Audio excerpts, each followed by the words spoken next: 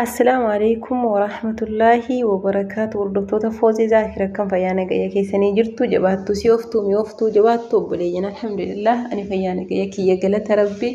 فيديو كنا شير لايك نافورا بليز والله لازمي wanni ani isiniin jedhu yaa jamaa wajji oromoo kana na dhibee dhuma innaan isiniif dhufee waa biraatii miti viidiyoo mucattii kanarratti waraabuu ka'e dhiifama immoo ani wanna biraafi miti bertee mucaarraa dubbachuu otoo hin taane uummata oromoo kana ay oromoo jedhee abbichuuni uummata oromoo kanarraa dubbachuu barbaadeetani yaani maaliifi amma mucaan kun gaafa duraanii fooloonsii meeqa laata joo gaafuma wanni suni ta'uu sana iyyuu dhaqee ilaaleen ture yaraadha yaani amma kunoo feemasii ajaa'ibaa taatee bakka ganamaaf galgala haadha surree kana uffattee maal jettee jechuudha ayixee akka ajaa'ibaatti dandaftee isiillee feemasii oromoo qabdu keessaa isa tokko ta'uuf deemti jechuudha. Hayyee kana irratti ijoolleen kaanillee dawwalanii ijoollee dhiiraatiin atillee viidiyoo narraa waraabii akka mucattii sanaan fammasaa isiillee gaafa duraa kunoo akkanaa beekamtii marraa hin qabdu ammaan tana kunoo akkatti fammastee jirti waan ta'e jennaanii jedhanii akkasitti ijoollee dhiiraa kadhachuu jiranii jechuudha. Viidiyoo narraa waraabii jedhanii tokko jedhe ijoollee yogguu isii waa tokko poostii goote bismillaahirrahmaanirrahiim akka waan isiin teessee hadiisa way qaala qaala jette himaartuutti jechuudha. Dhaqanii wii ati dubartii colleedha koomentii ani barkanaa bara ijoollee oromoo kana wanti nama dhibu waan nama waan gaarii hojjetu nama waan kairii hojjetu kunoo ustaadatii meeqaa tama viidiyoo kana waan kairii waan nama gorsu waan maalii hojjetanii gadhiisan nam tokko namni dhaqee laayifii tuquuf hin jiru qeesiin akkana yaani nam tokko namni dhaqee ola ta'anii dabarfatan jechuudha. Viidiyoo jiraa kan silaa jala ta'anii waa irraa baratan namuutu amantii ofii qaba miti musliimas ta'e kiristaanas ta'e jechuudha hundinuyyuu amma kan daantaatti godhatu garuu waan akka kanaa jala akka jirti fiigan ulaalame jala fiiganii miti jala fiiganii wallaahi laazim waan isin dhibu jala fiiganii afshiri nafshirsiisani bakka afshiri habiiftii afshiri homaatii miti jajjabaadhu ati dubartii colleedha ati dubartii akkanaati ati dubartii mucaan maashaallah reefuu kaatee amma argasii qamisittii tokko uffattee dhuftu yuutti dhiiftee surreedhaan jechuudha. Viidiyoon isiin amma waraabdu hundi surreedhaan bismillaahirrahmaanirrahiim godhuu dhugaa dubbachuuf maadira ijoollee keenya kana na dhibaane innaa jechuudha. Namuma keenya kanatuyyee gaafa namni waan badii hojjete mee ijoollee keenya dhagaatiyyee gaafa namni waan hin taane kana hojjete akkinuu itti irraa barannu maanni beektanii nama sana yoollee xiqqeessuu dhiiste jechuudha. Sana asalan badii isaaf rabbii tokkichaa rabbi yookiin dhiisaa fi kanaafuu jennaani wanni si galchuu hin jiru akkuma isiin jette bar maaltu si galchee qaama kiyyaa jette akhiiri yaani ko isin jettu qaama siiti wanni si nama galchuu hin jiru akka boleeyanii tokkotti na siyaa odheetti dhaante keessaan dhaqii dhaameef garuu asirratti nama xiqqeessitee atakkana jechuun homaa yaani bareedduus miti akka kiyyatti jechuudha. Immoo faarsuunis yeroo kanaa kana wanta dhayxee faarsitu hin jiru maal faarsita yaani namni kunoo waan hin taane hojjete waan rabbiin jaallanne hojjete wanni kun waan mataa nama cabsu aalii siillee boleeyyan siillee waan akkatti mataa cabsu jechuudha. Maalinni akka waan kairii wa'ii waan gaarii wa'ii isiin hojjetteetti ijoolleen keenya akkasitti jala ta'anii jechuudha. Abshirii ati jabduudha ati colleedha yaajoo zabanni kun subhaanallaa kiruu zamaaneen zabana ajaanii gaarii ta'ee gaariin immoo jechuudha ajaa ta'u. Ati jabduudha ati dubartii colleedha maali yoo wanti dubartii collee sii godhu kun galaxaa namuutu hin balleessaa kuni isiidhaaf rabbiin jidduudha. Bas immoo wanta ta'etti faarsitu kun maali ana gaafiin kan koo kana bar maali inni isin faarsaa jirtanu mucayyoon isin faarsaa jirtanu maali gaafa isin akkasitti intalosii kana faarsitanu kaanillee akkuma kan dhuftee baafti jechuudha bor qaanfii tokko malee gaafa akkasitti qaamni sii gadi bahe hammallee qaanyiin hin jirtu isiillee kuma kana ishii gara fuulduraatti maaltu ta'a ishii namni fammasuu jedhee wanni inni hin godhin hin jiru jechuudha. Zabanammaa kana wallaahi fammasuu jedhee beekamtii argachuuf jedhee wannummaa namni hin laaqatiin hin jiru silaayyuu kanammoo kun gadi ba'ee amma mucaan kun fakkeenya taateetti fatta ijoolleen kunoo ijoollee dhiiraatti dawwaltee heloo irraa waraabii kunoo siillee akkasii akkuma mucattii maakii sana anarraallee waraabiiti viidiyoo dhaqeetaniyyee fammasaa homaatii mitii jedhan yaanii daantaa itti dhabeera waan qaamni jiraa gadi ba'uu waan maatii jiraa arguu waan ollaan jiraa arguu hiriyyaan jiraa arguu waan akkasiirraa daantaa godhataa hin jiran wanni jarri inni taa jiran wasabaa jiranuu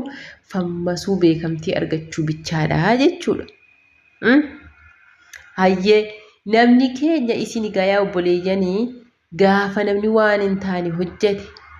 maaliif akkatti nama jala fiidan? Hamma maamma bayaan kana ustaad maamma bayaan kana jechuudha kana duraan yeroo dheeraadhaaf wallaahi jala taa'ee hordofaan ture yeroo inni durigaa yeroo sana jechuudha akkuma feesbuuk kana banadheeni maamma bayaan kana nan bari'an jechuudha amma mujinni nan koo isuma na jibba wallaahi addunyaa kanarraa rabbinaa fadhiisu malee marra na jibbisiisa. Maaliif beektee namni duriyyeen tokko fakkeenyaaf ka akka anaa kana yoo ka'eeyyuu akkas godhe aadii jetta yaani silmaayyuu namni kun namantiniidha miti garuu immoo namni tokko yaani namni ulamaa ta'e akka sanatti yaani karaa qaceellootti nama waamee ka'e duuba immoo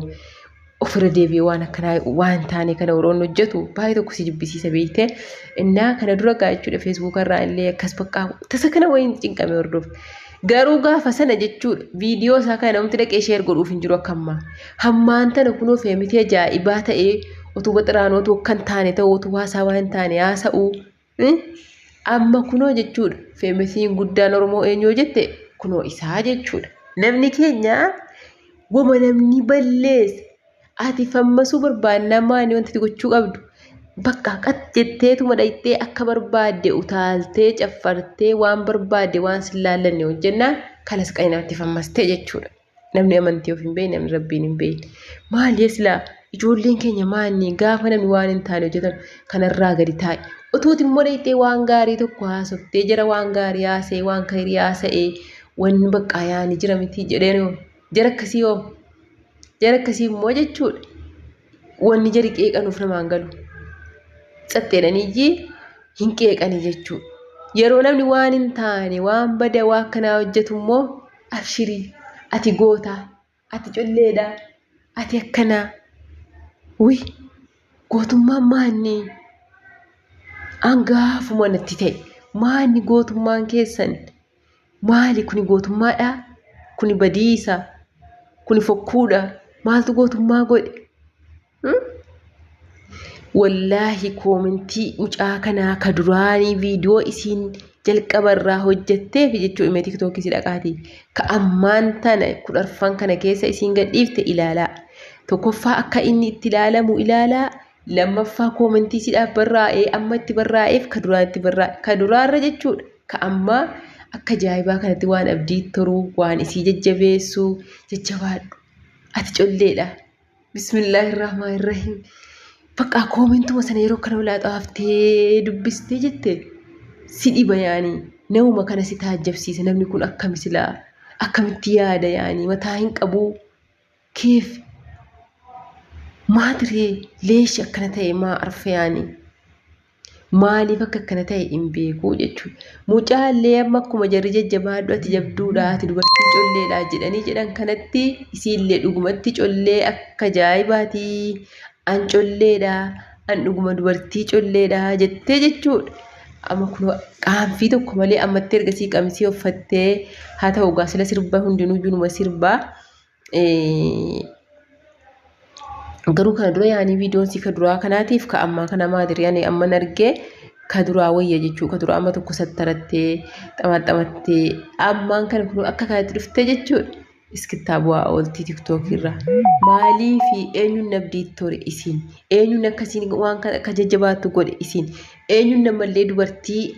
ijoollee biyya arabaa miskiina ka amma nagaa rabbiitii mana arabaa keessa hojjetattu kana akkasii waan hin taane gootu akkasiin bakka yaanii konfidensiidhaan waan barbaade waan kana hojjettu akka kana godhaaru eenyuun isinii jechuudha. Maaliif jennaani kaballeessite kana hin jajjabeessisaartanii hin abshirsiisaartanii wanni kun galaxaa yookiin biraa deebitanii tuffattanii waan dhiistanuu. Oromoo wallaahi zahamaan keessan akkatti nama jibbisiisu maali jedheen uummanni kun akkamisilaa akkamitti yaadan meemee su'aal hangaafinatti taabar akkumatti yaadda yaa obboleeyyan. Way subhaana rabbii bismillahir rahmaanir rahiim namni waan khayrii hojjete isin biratti abadan hatta kunoo ijoollee rakkataan namni meeqa viidiyoo raaban viidiyoo isaa namni dhaqee laayikii godhuuf hin jiru kan qalbii si cabsuu kana jechuu xaxxeedhanii bira darfatu. Waan akka kanaa argannaa noo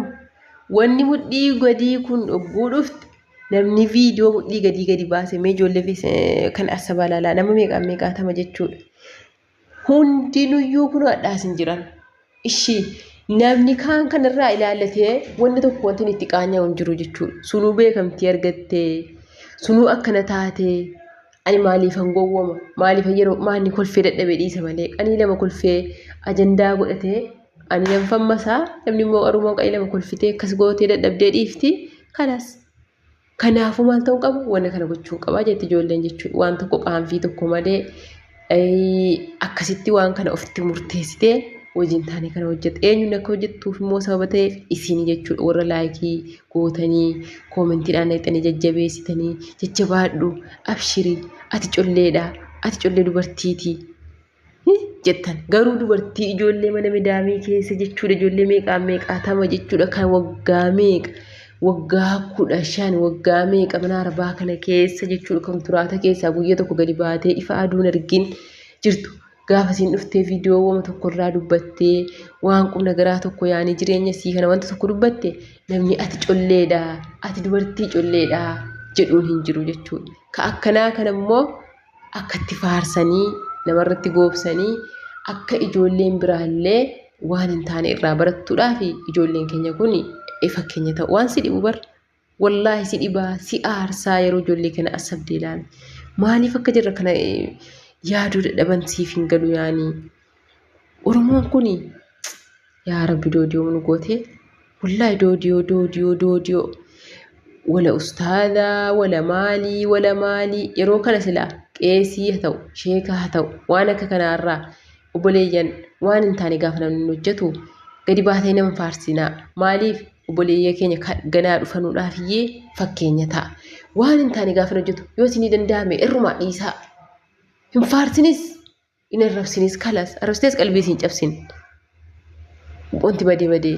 faarsitees immoo katiichi dhuftu akkasii waan kanarraa isii kanarraa waan hin taane barattu hin godhin uf jedhi dhiisi kalas ittuma dhiisi jedhee silaa jechuudha irraa gorsuu qaba. Garuu Oromoon inni maqaadhaaf guddaa inni dhageettii qabu ol waamanii maashaallah tabaarakallaa oo atakkana jedhanii jechuudha. Akka ajaa'ibaa kanatti taasifsiisanii maal jedhanii ijoolleen biraa oo maashaallah tabaarakallaa nunillee akkasii borjennaa jechuudha. Wanna kanaa gochuudhaaf itti gammaddi malee wanni isin itti gadditu hin jiru. Kanaafuu jennaa yaa obboleeyyanii gaafa namni waan ta'e balleesse nama sana baddii sanaatti hin jajjabeessinaa. Yoo isin danda'ame gorsi yoo isin danda'amne dhiisi kanas irratti hin faarsin waan kun waan badiiti rabbii irraa si gaafata yaanii. Waan taane gaafa namni hojjetu jechuun dhumatu rabbiin buluu dhida malee akka shari'aatiin waan hin taane namni tokko gaafa inni hojjetu hamma sii danda'ame itti siqattee jechuudha akka obboleeyyaniitti gorsuudha. Malee xaxxeettee katti bismillahir rahmaanir rahiim uummata majnuuna. Wuy Oromoo holla.